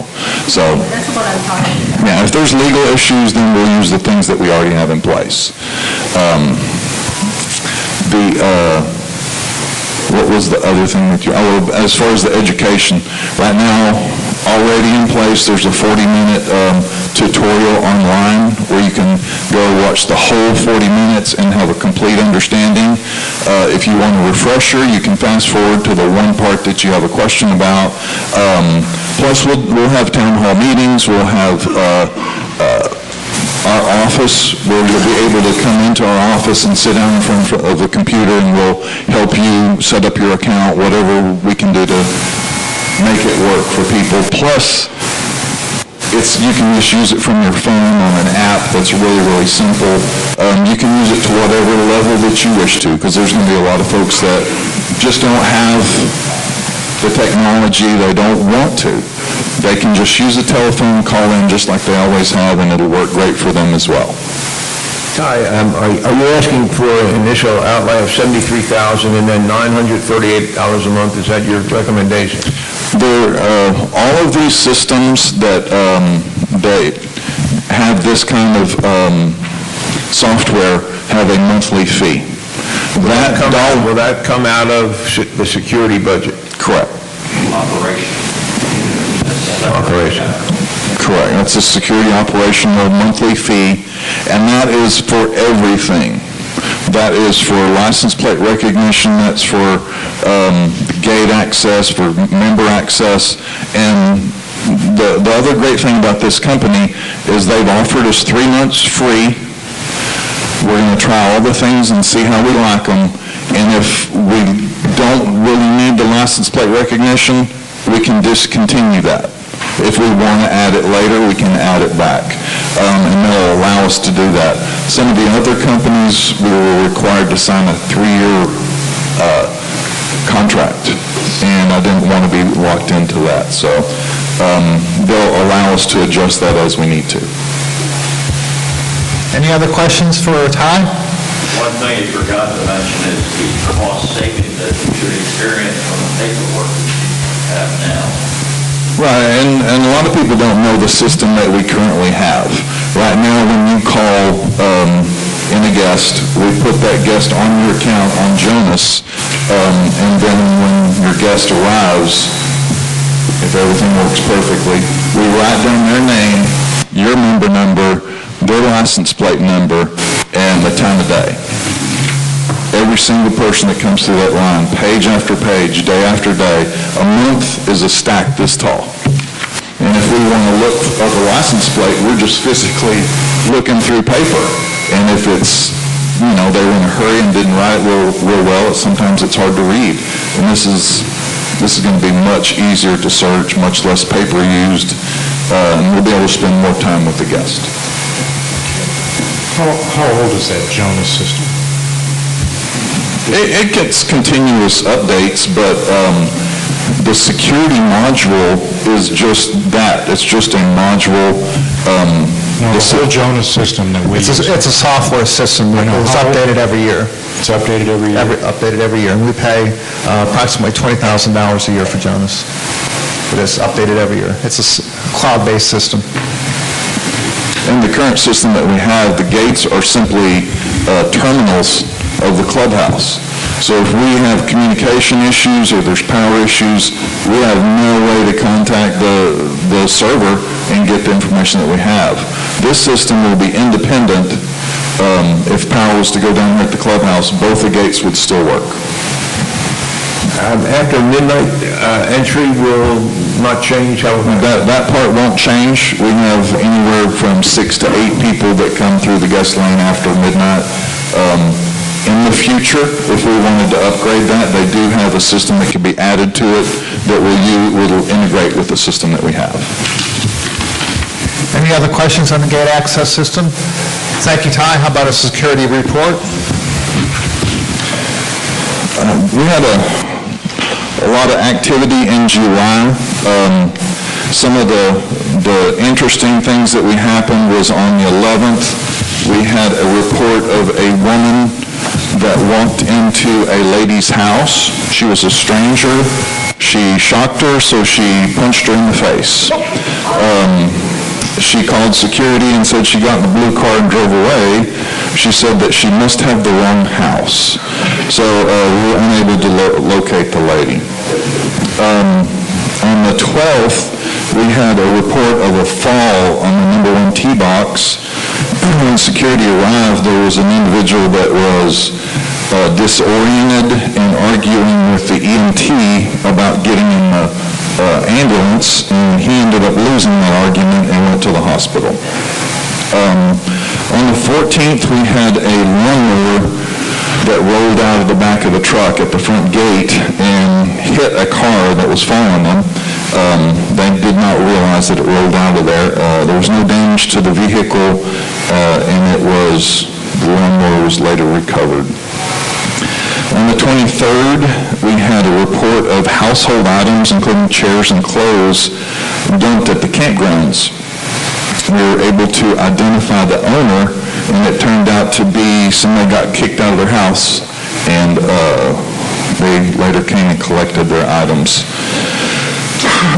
On the 26th, we had a report of a car that was driving down Wedgefield and threw a beer bottle out and landed on somebody's driveway. And then on the 28th, we had a report on Briarfield that they heard a gunshot coming from the direction of the golf course, and they were thinking that it was perhaps the shotgun start to the golf tournament. In July, we had 5,429 calls to the security office, 8 loose pets, 4 barking dogs, and 3 animal reports. We didn't have any vehicle crashes, which is, I think, a first since I've been here. 2 mailbox damaged, 3 vandalism reports, 3 items reported lost or stolen, 4 driving complaints, 6 suspicious activity, 3 parking complaints, and 2 welfare checks. We had 52 calls to the Hood County Sheriff's Department. 11 of those were public service calls. We wrote 64 citations in July. 44 of them were their first-time speeders. 38 were to members, 5 to contractors, 8 to guests. 1 was a farm employee, and 2 were vendors. A little over half of the citations were on Plantation, 10 on Ravenswood, 6 on Westover, 4 on Wedgefield, and the rest were on various other streets. And that completes my report. Yeah, Todd, I'd like to point out one thing that I notice frequently, because I ride my bike in the neighborhood, and contractors, especially landscape contractors, pull over to the wrong side of the street and do not display their pylons, and it doesn't seem like we are citing them. So I wonder if that's been reported to you previously. We have calls about that from time to time, so we go to those locations and either have them move them or put their cones out, or sometimes by the time we get there, they're already gone. Is there a way that we can inform contractors that that is a citable offense, that they shouldn't be on the wrong side of the street, and they have to have their pylons out before they come in? Is there something we can print so we can get a contractor, hand it to them? Yeah, we can work on Spanish and English. Yeah, we can work on something like that. A lot of times they're coming through the member lane with their contractor tags, but we'll work on getting that word out. Okay. I've had head-on collisions with them on the wrong side, because I don't have my head up when I'm riding my bike. But it is, I mean, we have it in our regulations, and it should be enforced. Any other questions for Ty? Thank you, Ty. Ray Lewis, Airport. Oh, I'm sorry. I just had a quick question on underage drivers on their golf carts. Are you seeing a lot of that? I'm just going by my street, Ravenswood, and watching the cars go by with kids that look like they're under 16. Do you have a lot of that? During the summer, we see it from time to time.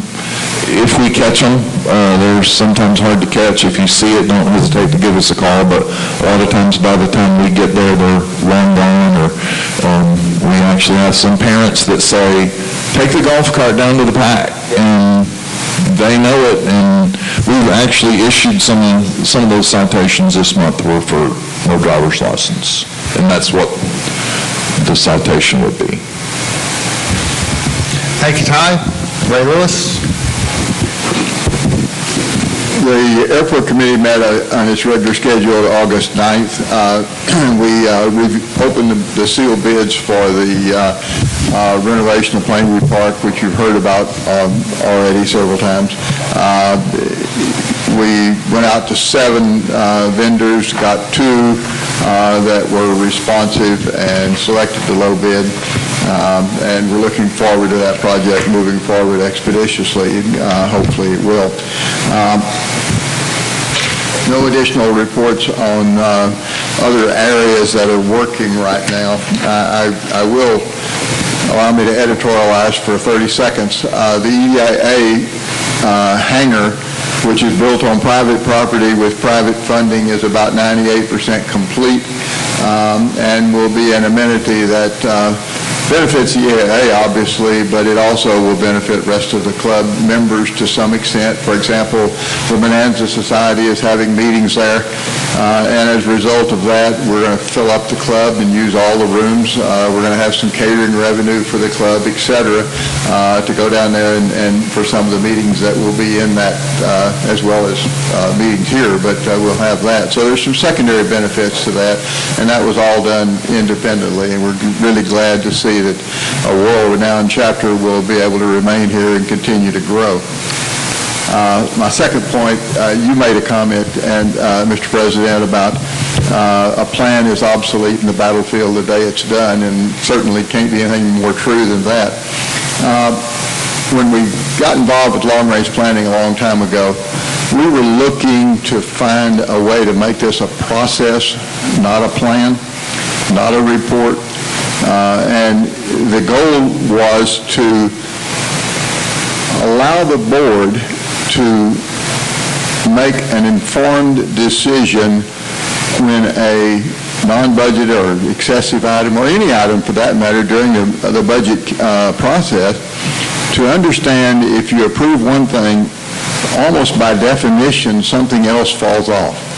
Because we've got virtually a fixed income. It grows at a regular pace, and we can have a dues increase, but basically we've got a fixed income. And I've heard a discussion here, and I congratulate you for getting the management to report, managers under Michael to report on projects and defend why they're good. But when you're thinking about what does and what does not go through the camp process, et cetera, I would editorialize and ask that you try to think about how do we continue. Bever's done a great job in extending some of the early work that I did that was in neophyte stage to get the thing to the point to where when you make a decision to do something, you are informed as to what you are going to have to not do, so that every decision becomes a trade-off. If I do this, I can't do that. Now, that's an optimum world. You won't quite get there. But to be able to see that, I think, will allow you. All these projects have merit, and they're great. But if you consider them in a vacuum, then you'll approve everything. But if you consider them and say, well, this one's great and that one's great, which one's a little bit better, you make a better informed decision. And that was my goal in the long-range process, to get that happening. And it is, as we continue to work on it, hopefully it'll improve. Thank you, Ray. Daniel, would you like to talk a little bit about the Plainview Park renovation project?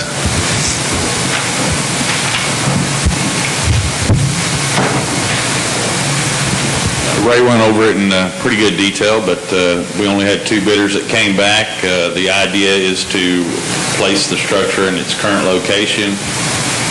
We will do the demo for the contractor, and if it's approved, work should start rather quickly. So the new structure will be in the same location? There will be no change? That's the way I understand it. If I could add to that, the approval from the airport committee, the assumptions that went to Daniel, et cetera, is just as he described it, it will be. There is a concern that we have been unable to get the FAA yet to tell us about the GPS approach and whether the current location will be an impediment to getting the approach approved. The committee agreed that if we come back with additional information before groundbreaking starts, we will consider whether to come back to you and ask for a change. If the groundbreaking has already started and work is underway, we will continue and accept the impediment to perhaps a higher approach minimum or whatever it's required. We feel like it's important that we continue this in this budget year, and we have been way too long being able to get that information, so that's the informed decision that I think is the right way to go. Yeah, that's enough. Is the effort to replace the slab completely, put a new concrete slab down and a new bathroom facility and drain field, leach field for that? There is a 10% contingency in that ACE, and that would be to cover a new lift station if no other issues come up. The idea will be to either cap the existing slab with a 5-inch concrete slab or possibly resurface it. So we're requesting the full budgeted amount plus a 10% because things are kind of open right now. There are other possibilities.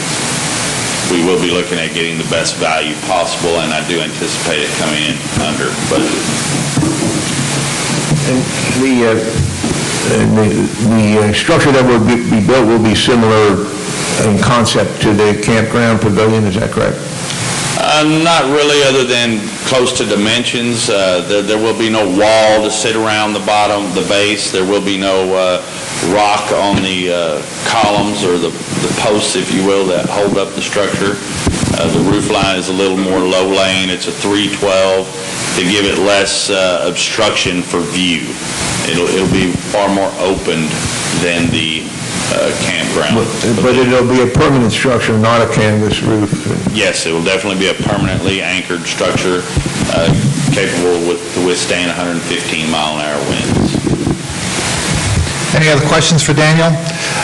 Daniel, while you're up, could you just give us a quick wildlife update, deer count, and maybe hog activity? I don't have the final numbers back from the wildlife biologist yet, but deer counts are looking to be down. We are going to get started early this year in the management program than we have in years in the past. I've noticed a lot of coyote activity. There are quite a few does running around that are fawnless that had does. You can see they obviously had does and they're nowhere around. Car strikes are definitely down significantly. And of course, I'm sure some of you have seen how healthy looking the herd is now. You know, some magnificent bucks out there, better than I've ever seen since I've been here. And that's basically it with the deer. The goal, I spoke with the contractor just the other day. He's ready to get chomping at the bit. He basically told me that we've got first pick and he'll do whatever he can to accommodate us this year. He is willing to bring the minimum down to $5,000 per round and start working with us immediately if we do not hit that minimum number. so we don't end up in the rears as we did last year for the majority of the harvest season. We ended up breaking just about even by the end of the year, but the goal is to, of course, break even when it's all said and done. As far as hog activity goes, we have been pretty successful. I got a fairly large group of hogs at the south end of the driving range. We've taken 7 out of there so far. I haven't seen any activity in that area since, and I do have a few requests from folks along the river to help and assist them with the hogs. I changed up the process a little bit. We've got the release mechanism for the trap that we use. Previously, I used a trip wire on it. So what would happen is a deer would jump in, trip it, and prevent anything else from entering through the gate. This is an open top pen, so the deer can jump in and out. They're not trapped in it. I just completely eliminated the trip mechanism, and I use it as a root door. So the hogs can let themselves in, and there's no way to get out. Thank you, Daniel. It's good to see that we have caught some hogs. They were tearing up a lot of residents' lawns, so thank you very much. Any other questions for wildlife? If not, we'll move on to infrastructure. No, because they're not USDA approved, unfortunately. Infrastructure, Eric Delagoza. Okay, we didn't have a meeting in July, due to, July 4th, but we did have a meeting on August 1st. We had a quorum. The first on the agenda was to discuss the 2 big projects on the front entrance. There were 2 issues that we discussed. The first was to hire a company to monitor the progress on the project and make sure that the compaction and cement stabilization was being done according to the engineering plans. And so that contract was approved, and it was about a little more than $5,000, which was part of the contingency for that project. The other issue that we discussed was the extension of the member lane. We had considered reducing that extension partially to help pay for this compaction study, which the original bid was a little bit more than what we got. But in the end, the committee decided that for the extension that we were going to eliminate 750 feet, but that was only going to save about $11,000. And so the committee decided that, for that amount, that we would just leave it as is. So the member lane is being extended according to the original plan. On the Westover Bypass project, they had started digging from the river, working their way up, and right away ran into solid rock. And so they were digging through 10 feet of solid rock, and it took them a little bit of time to get to the top of the hill, which they've done now. I haven't heard anything back about whether there's going to be an extra fee for the rock charge yet. Not at this time. Not at this time, okay. So at that point at our meeting, for those 2 projects, that's basically what we discussed. The next item on the agenda was the progress on the 20-year plan that I've been working on. I had asked the Half company, engineering company, to look at the LiDAR data and give us an estimate as to how many square feet of pavement that we have, roads, parking lots, everything that the infrastructure committee is responsible for. I was hoping that they would just kind of give us an itemized list by street, but what they did was they gave us a single number for the entire neighborhood, and so we have 5.8 million square feet of pavement. Now, that doesn't do us a lot of good, because for planning purposes, we need to break that out by streets. But they did give us access to their software and their web page, and that we can go in and, calculate the square footage of all the individual streets. I wasn't really impressed with that software, and so I looked at the Google Earth Pro, which is a free product now, that was really fantastic. So I went in and calculated the square footage for all the streets in the long-range plan for the next 5 years in just an hour or so. And so the goal here was, even though the long-range plan that we have, and I think I've mentioned this at previous meetings, but the square footage numbers are not quite accurate. So we're trying to update those. And so that's what we're looking at for that. Half did give us a proposal to do the, compute the square footage on all the streets for, I think their bid was like for $2,300. But again, I wasn't really sure that that software that they showed us was going to be useful to us in the long end. So we're still looking at both of those. But for now, we've got, the square footage for budgeting and planning purposes for the next 5 years at least worked out and ready to go. The next thing we talked about was the resurfacing choices, because we're trying to move towards a little bit away from the drainage projects that we've been working on for the last 3 or 4 years and get back on resurfacing. Apparently microsurfacing is what we've been doing out here, and that hasn't been real successful, and a lot of states have moved away from that. And Daniel's going to be looking at whether ultra-thin hot mix is an option. Now, I heard maybe that's what they used on 144 going out. Member, I know as well, the back gate, that is the ultra-thin hot mix. Okay, so maybe that's an option that we will have be able to look at. The other thing was, planning-wise, we've got 5 drainage areas that we've identified that need work, and about 8 different roads that need attention. We're asking HALF to, they've already provided a budget or a quote to do an initial study of 4 of the areas. The 5th area that we added was actually Orchard 12, because I don't know if you've been out to where the water drains out of the pond there. It's already kind of a disaster in the making. So in trying to be a little bit more, a horse before the cart on that, we were going to have HALF use the LiDAR data to do a drainage study for that area to see what's going to happen or what we need to worry about. The other areas are... Can I interrupt, Eric? Just so at Orchard 12, my understanding is that the current purchase by the members of Nutcracker, now that Orchard 12 was the water features and that were pulled back out of that, so that will not transfer. Right. And so the Anthonys will retain ownership of that. I think we're more worried about after the water leaves Orchard 12, and if you look at, if you go walk out there, it's really already a disaster. I mean, some of the drainage in the mud, and there's several feet, the trenches that are being washed away.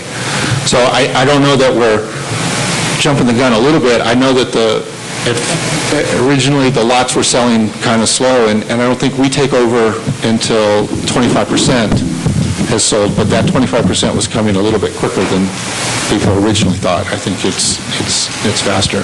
And I think for the engineering company to use the LiDAR data to do this study, I don't think we're looking at more than, $8,000 to $10,000 just to give us a plan for, what we need to look out for.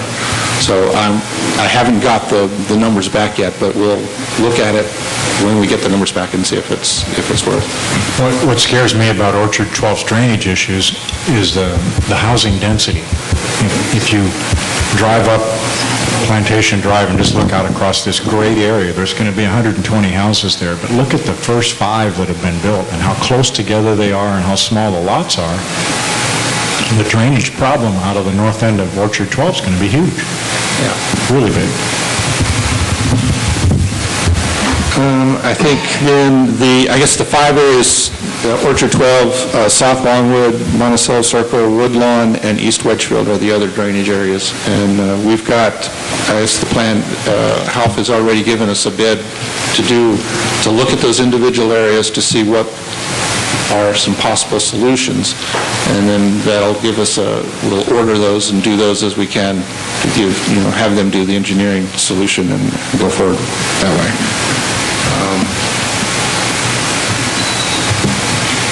That's all I got. I have a question. Sure. And I probably just misunderstood what you were saying. When you said that, which technology did you feel was not adequate enough, and that's why you went to Google Map? They gave us Who's they? Half Engineering, the company that's, they didn't do the LiDAR, but they're managing, they're the ones using the LiDAR data, so they have it on their servers. They're the ones that have the working copy of that data. And so they provided us a web page to where we could go in, we see all the contours, all the, the raw data from the processed contour data from the LiDAR. And for our, it's very much, it is an implementation of Google Maps, and that they have, I don't know if they're doing it themselves or they've bought the package, but then there's enhancements that you can go in and draw triangles or rectangles and, outline the areas of the streets, and then it'll compute the square footage based on what you outline. And so doing that, it was a little, at least what the version I saw, was a little bit awkward. You could spend, a lot of time outlining all the streets, and if you made a mistake, then the whole thing disappeared and you had to start over. And so it was a little bit awkward. But on Google Earth, it was very, very, very simple. And the work that you did stayed. And so it was a little more impressive. Well, we spent a lot of money for LiDAR technology. Yeah, this has really nothing to do with that. Okay.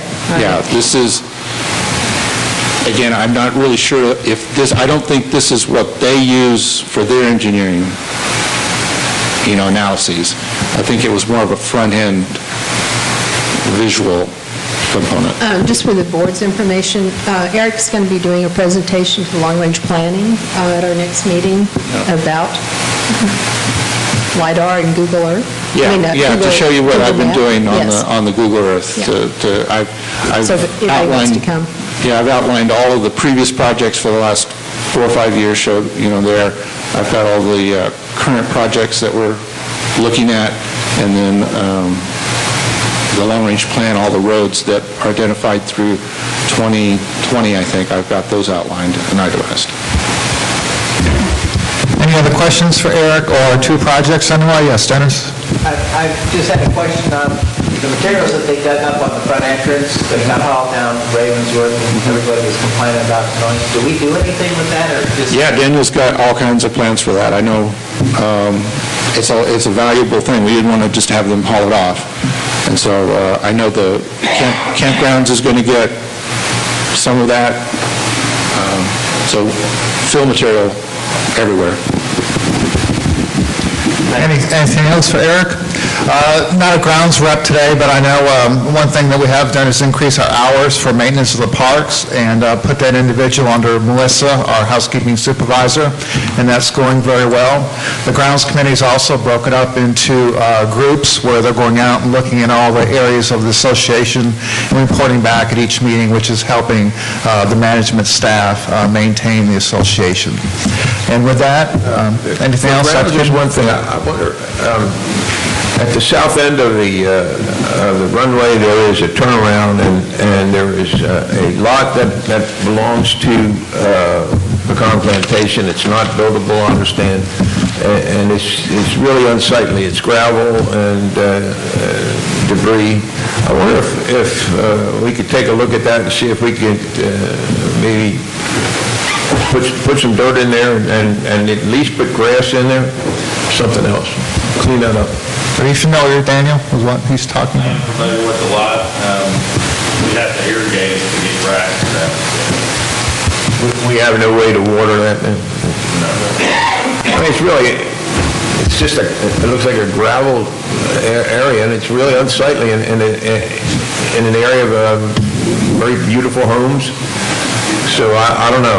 I just think we ought to address that. And Mr. President, I believe that concludes our committee reports. If none of the board of directors has anything else? Hopefully not. So we're adjourned.